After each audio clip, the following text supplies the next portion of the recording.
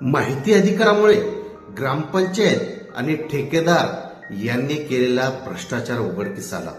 झालंही असं. नळ पाणी पुरवठा योजनेसाठी शासनाने 60 लाख रुपये अनुदान दिलं गेलं होतं, परंतु सदर महाशयाने निकृष्ट दर्जाची पाणी टाकी तयार केली. त्याचबरोबर लोखंडी पाईपच्या ऐवजी पीव्हीसी पाईपलाईन तयार केली.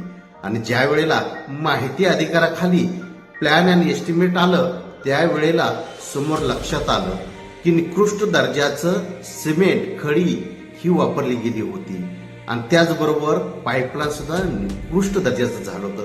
पहिल्याच वर्षी टाकीला गळती चालू झाली होती आणि विविध ठिकाणी पाईपलाईन फुटली होती. त्यामुळे माहिती अधिकाराचा सक्षम वापर तुम्ही करा आणि केलेल्या कामाची तपासणी करा. Thank you very much. हा व्हिडिओ शेअर करा आणि हो, लाईक आणि फॉलो करायला विसरू नका. मी डॉक्टर विजय दिघे, माहिती अधिकार पुस्तकाचा लेखक. जय हिंद.